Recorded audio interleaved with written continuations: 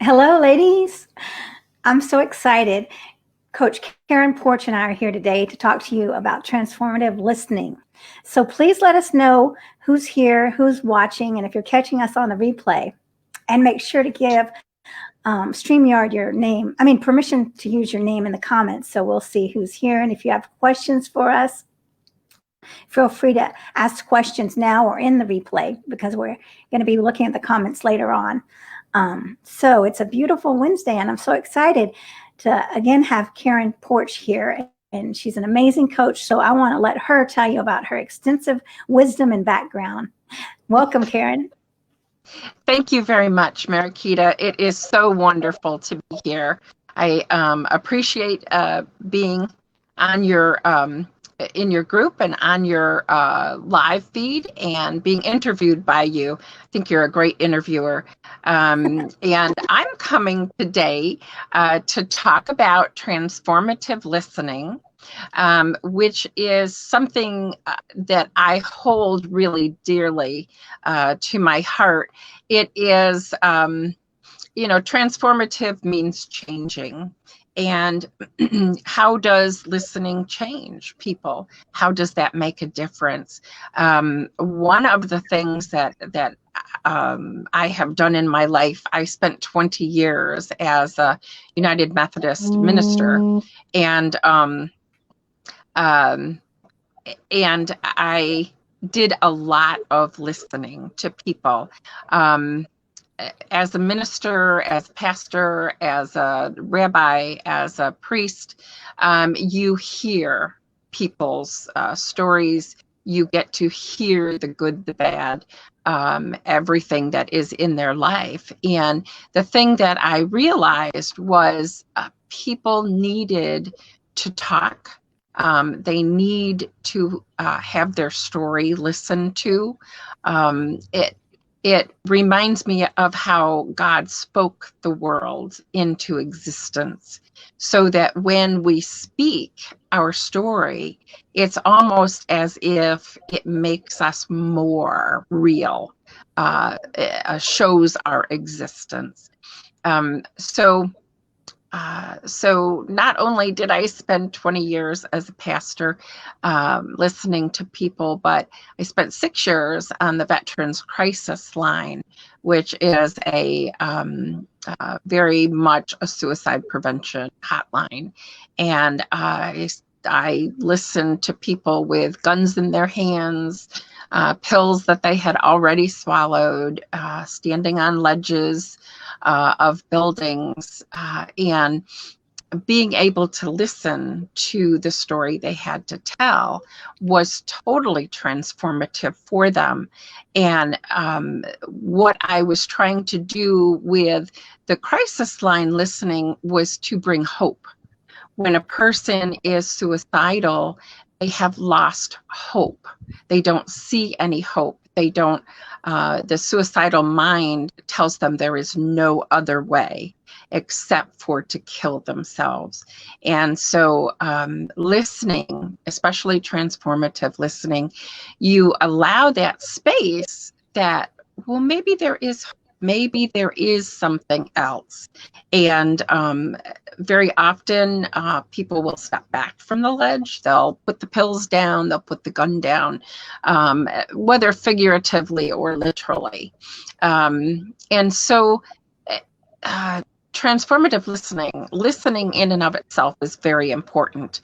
But transformative listening goes a little further in what it does, in that it is a truly open, focused listening on the other person, to the point where they feel heard. They no longer feel invisible. They will be vulnerable, but you're allowing them to be vulnerable so that they can tell you what is going on with them. And it is a truly wonderful, absolutely wonderful space to be in when you're in that space with another person. So that's why I'm bringing transformative listening more into the spotlight, talking more about it, so that others can learn how to do this. I think it is a relationship changer. It is a self changer when you're listening to yourself in this fashion. And I also believe that it is community changing. When we actually are listening to our friends, our neighbors, our community in this way, it can transform the relationships into caring, into hope building, into loving relationships that allow for people to become closer. So maybe that's a little long, Marakita, but No, that's great. I mean, it's so true, because I know being in relationships and feeling the frustration of like, you're not listening to me. I'm just spent 10 minutes talking, and especially with the distractions these days, cell phones oh, and, all sorts oh, of things. And then, I mean, hearing, oh, I was listening to you. I still could hear you despite the fact that I'm on the computer. I mean, so, I mean, yeah, being yes. heard is a blessing. I mean, it's such a joy to know that someone's really tuning in, because that shows immense caring for the other. I mean, it shows immense Oh, respect, immense caring. And those are yeah. the foundations of a healthy relationship, when we are tuned in 100%, not halfway. But yeah, so this is very much needed in the way you said that, in the communities, and your expertise with talking people off the ledges. And I mean, because people want to be heard, they Oh, do. I mean, it does build connection, it builds relationships. So everything you're saying, I'm just really happy that you're going to share more about this.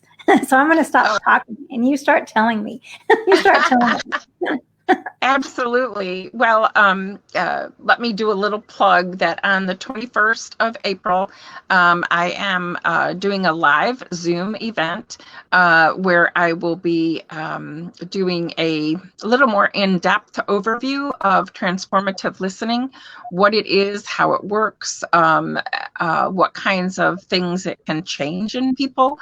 And so, and one of the things you were just talking about, people, saying, oh yeah, I'm listening, but I'm on the computer. Well, I have in this seminar, I have to look at my notes here, but I have 4 types of non-listening listeners. And the first one comes from my years in the ministry, but it's the church sermon listening. And for anybody out there who has attended church services or meetings or any kind of group gathering, and that, you're there to listen, but then you start thinking of your grocery list. You start thinking of the other things you need to do. That's what I call church sermon listening. We're not really listening. We have not really heard what the other person has said, but we're we're doing all the signs that oh yeah, we're listening. Yes. And the second one is my point listening. That's where 2 people or more are one is talking and the other one is interrupting, and basically they want to get their point across. Oh, well, you said you would do the dishes, but you didn't do them. And the other one is trying to explain why they didn't do the dishes, but you keep going back to, but you didn't do it. You didn't do it. This is my point listening. I'm only listening to what comes out that correlates with my point of view. Overwhelmed listening. And this happens all the time to people. We're so overwhelmed right now with the pandemic, with family being home, spouses being home, just all the things that we're having to do, mask wearing, 6 feet apart.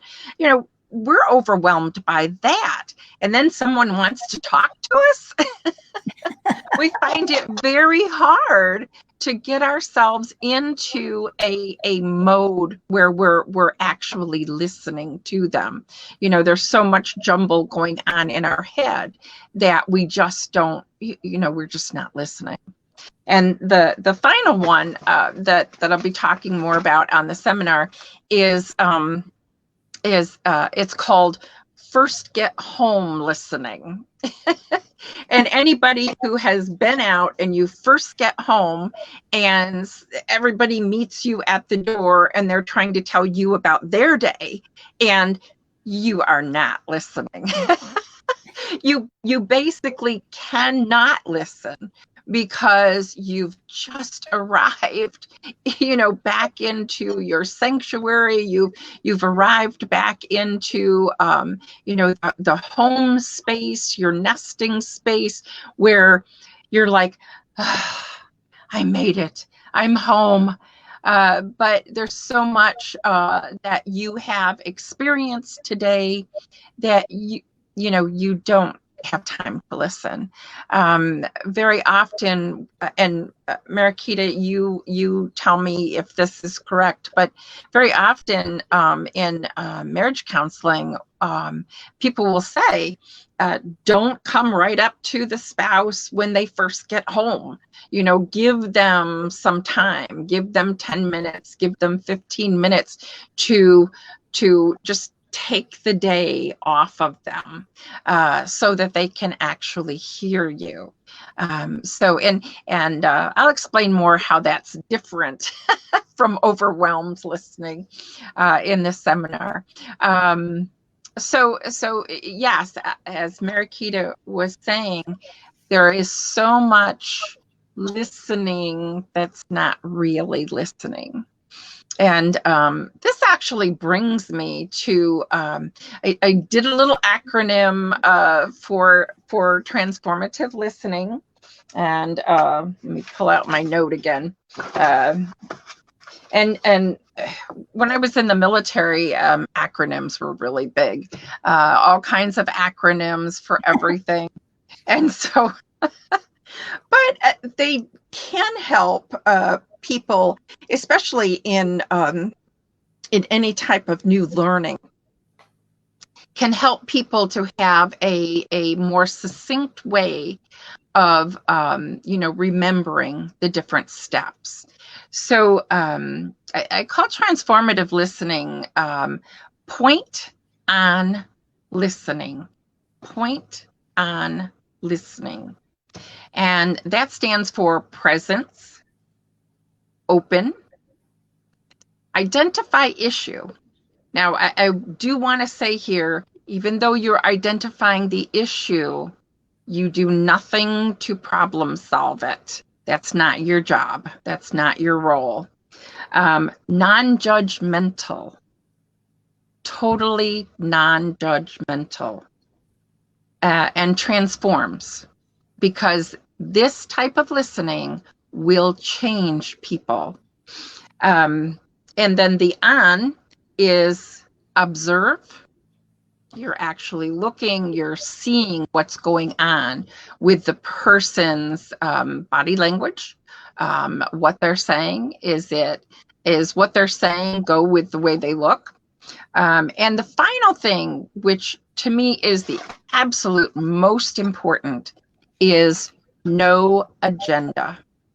The listener has no agenda at all in listening to the other person. They don't have a point they want to make. They don't have an announcement they want to give. Nothing, absolutely nothing is the listener have going on in their head to deter them from listening at that point. So point on listening. And I will go into more of that in the seminar. Yes. Well, you've got a, do you have a chart that you could share with us? So we, or maybe, that I we wish could I did. afterwards. I mean, afterwards, if you could, After, yes. yeah, afterwards. Yes, I will Yeah. share a chart afterwards. Yep, I sure Yeah. will. Because we And need, I will also put the invitation, the event notice out there for you as well. I have the event on Facebook, but I hadn't made it public yet. I was still tweaking it. So, and I will put that out there too, so that you can let me know if you're interested or coming. well, I'm coming. You're coming. Oh, good. I'm so glad. I'm glad to know somebody is coming. And it will only be an hour, and it could go a little bit less. This is a more in-depth explanation, talking about the just blanked on the word. Talking more about the benefits of a transformative listening, and how that is something that can change relationships, just personal, interpersonal, and community-wise. That, to me, community is a big thing for me. I believe that we need to do more to bring our communities together. Now, I'm not talking about the whole world. You don't have to think, oh, I've got to go out and I've got to change the whole world. No. Think about your community. Where is your little world? Okay. And that's the community that I think of for hope and change. Yes, that's beautiful. And Nancy's saying she's interested as well. Wonderful. I've got to make sure to get it in my calendar. So yeah, I'm going to also share this to my page and really promote this, because it sounds like something we all need. And what I really liked was what you talked about, listening to yourself. Can you expand on that? Oh, indeed. Think about when the voices that go on in our heads all the time, and I'm not talking about any mental health disorder, but we all have voices that go on in our heads all the time. We look in the fridge and there is cold cuts and there's a slice of cake. Should I eat the cold cuts? Do I eat the cake? I really want the cake. And so those are the kind of voices that go on in our head. And if we actually use point-on listening or transformative listening, we can have the observational part of our brain start to engage, and that observational part will start showing us, I'm telling myself I shouldn't have cake. I'm starting to shame myself. Oh, you're too fat. You never do anything right. This isn't going to work out. How can you take on one more thing? You can't do the 30 other things that you're already doing. These are all negative types of messages that we're getting. And as women, I think we get them even more.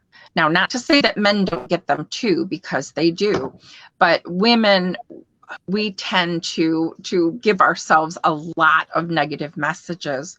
And so if we're listening, and we're listening non-judgmentally to ourselves, and totally present with ourselves, we can see, oh, all right, I've just shamed myself. And yet it's not just an accusatory, but it is saying to ourselves, yes, I know that cake would taste better than cold cuts or oatmeal or veggies right now. But what is more healthy for me? What is good for me? Because I need to honor me. I want to honor the person that I am, outside, inside. The outside being like our outside person, what other people see. Inside being our psychological person. And then there's also the emotional person, okay? And the spirit. So when we are telling ourselves, oh, you're already too fat, you can't eat that cake, we're just shaming ourselves, just pouring on more and more shame that brings us down, down, down, down under, it's like pouring molasses on something. And it just makes us feel terrible about ourselves, about, that we even thought about eating cake. But the thought of eating cake is not a bad thing, okay? That's not something worth shaming ourselves over. In fact, there's nothing worth shaming ourselves over. So to have had the thought, ooh, the cake would taste good. Absolutely. What cake doesn't taste good? But is it the right thing for us to eat right this minute? Or would it be better to save it for after dinner, for after we did our walk, for, sharing with our significant other? So when we're listening to ourselves and we are hearing the types of messages that we are giving ourselves, and we are very present to that. So we are right there listening to ourselves. We can stop all that negativity. We can stop shaming ourselves, and we can start encouraging ourselves and having a much, much more beneficial relationship with ourselves. One that encourages growth, one that encourages health, one that just encourages hope. I'm not this hopeless overeater. I can change. I can actually transform. And that's what's important. Wow. Well, that's that's very powerful, because just the smallest thought, like I do feel like that. What you were saying, I can't even say, wow, that looks good. Immediately I'm like, just stamp myself with, a big, X, a big red X on there. And like, what are you thinking? Get away from that. Don't even open the fridge, because it's like immediate, like, what are you doing? And even thinking about that. Yes. And yet you have to eat. So you're going to have to open the fridge. And, but there is hope. You have other choices. And when you're really present and open with yourself and you're identifying the issue, okay, and the issue may not be yours. It may be someone else's. It may be something that parents said, siblings said, other kids on the school ground said, or said or gave those messages, so that it's not really yours. But without observing and identifying that, hey, that's really not my, that's not my words. Those aren't my words. We can start to change that. We can start getting rid of those other people words, and we can, put in our own words. I see that the cake looks the best right now, but I also know that my body is telling me I need something more nutritional right now. And so we make the choice to get a more healthy thing to eat. And then we feel more alive, more alert to go for our walk, be with other people, and just just be a more social person even. Yes, well, that's like something that I always say that, your body will tell you if we're just listening, or even the universe, everything. We always can hear the answers, but sometimes, like you said, when you come into the house and your family swamps you, or you're like, just like, you don't even have the space to take a breather. You're just going, going, going. So it's in those spaces of even scheduling those spaces of time to listen. I mean, it's very, very important. And that's what, really moving into yourself is. I mean, learning about yourself, you've got to listen to yourself. And so many times we're not aware because we're at surface level listening to ourselves, which is the shaming. I mean, for me, it would be the shaming. Oh yeah, I hear myself say, stay away from those cookies, and that's not the deep lesson. That's not the deep listening. Okay, well, I'm listening to myself, but you were saying like the spirit and the external and internal. Is that right? Yes. Yep. External and internal. Exactly. Yeah. So, I mean, this is very powerful. And I'm really going to be I'm going to be looking at how many times I shame myself without even knowing it. Now that you've brought this to my attention, the little shaming, which develops into the big shaming, Right. and hinders your life. I mean, if you're just walking around, enveloped in shame from yourself, then how can you move forward? How can you be powerful? I mean, that's not a structural foundation that you want of shame, No, exactly. And even I've seen people in counseling. I also have a degree in counseling. And I've seen people in counseling, they've broken through that. Okay, now they see that they've been shaming themselves, or that actually someone else has been shaming them and they've internalized it. But yet, instead of being able to look at it as, oh, that's old, that's from family, whatever, when these little things happen, oh, the cake, they just reinforce that shaming by, oh, you're too fat, you just want to eat that cake because you're a fatty. It reinforces that shaming that was done to them, and it makes it so difficult to work through the shame, to stop the shaming when we just keep adding to it.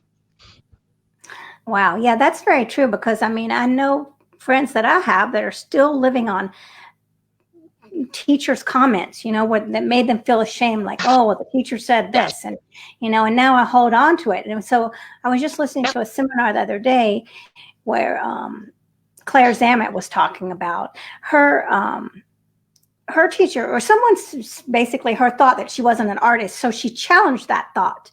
And yeah, and so by taking an art class, which was amazing, that she went out there and said, I mean, you can challenge these thoughts, or you can just let them take over your life. So she did, and her teacher put up this beautiful painting that she had done, and that was by letting everything go, her ideas in the past. That painting was on exhibition. So I thought it was beautiful. So knowing where we're shaming ourselves, and then challenging ourselves and in those beliefs, Yes, absolutely. We can't let go of shame if we continue to do the shame ourselves. And that's really what happens, is we internalize that shame. We internalize those voices. And so we just keep playing them. They're on a loop. And every time we feel we've done something wrong, those voices are right there. So that's why you have to listen to yourself. What's going on? What is happening in your head that you are continuing with a habit, a tradition, even in your life, that's not helpful to you? Mm-hmm. And not yours, like you're saying. That wasn't your thought, but you took it on as your own. Yes. Oh, yes. Yes. Yes. Very much so. Very much so. And it's such a hurtful thing. We're hurting ourselves with somebody else's, like the teacher's comment. We continue to hurt ourselves with that teacher's comment. Teacher's not even there anymore. We're an adult now. But we continue that as though it was absolutely true. And we have to live with it. And we don't. You're right. We don't. And so I love what you're talking. I mean, this is very powerful. So I'm really going to be more aware. And ladies, if you have any comments, I'm excited about the seminar that's coming up. So I really want you to give us all the information in the comments, and how people can find you, your Facebook page and everything. I will. I'll put it in the comments. Yeah, something that we really need to think about now that, that you brought this awareness to us. I mean, it's a blessing. Every little thought, every little thought is creating or hurting, or just holding us back. So we want to be creators in love. Exactly. Yeah. Yeah. We want to bring hope into the world, not this, all this negativity. And it starts with us. Are we negative towards ourselves? And that's why I totally believe that transformative listening is such a changer for the world. And the thing I love is that, I get to do this. I've done it in the past. I've seen hope come from, a place of total despondency, and hope came out of it. And for no other reason, no big thing that I said. In fact, I spent most of the time going, I'm here. And that was it. Because the person finally felt heard and understood. And so hope blossomed out of that. Wow, well, that's beautiful. I'm so thankful that you've been here today to show us all this. I mean, really, I can't wait for the seminar. And thank you. Is there anything else you'd like to share with us? Just point on listening. On listening being presence. You're totally there, open. You're open to the person and what they're saying. Identify the issue. Is it theirs? Is it not theirs? Being non-judgmental. No judgment. This is a totally safe space for them to be in. Transforms. It will change how they think, how they feel. Observe, what's going on, and no agenda. The listener has no agenda in this. It is all on what the person is saying, not about your grocery list, not about, I need to tell you this. I need to tell you, what how you're shaming yourself. No, that's not your job. Okay. So point on listening, ladies. And I hope to see you all the 21st at the seminar. Yes, I can't wait for that. And everybody should reach out to Coach Karin. She is a blessing. She's a vessel of knowledge. So reach out to her. She's going to post all her contacts. And thanks for watching, everyone. And everyone have a blessed day. Thanks, Karin. Thank you, Marquita. I appreciate it. Bye-bye. Have a great day. Bye-bye. You too. Bye.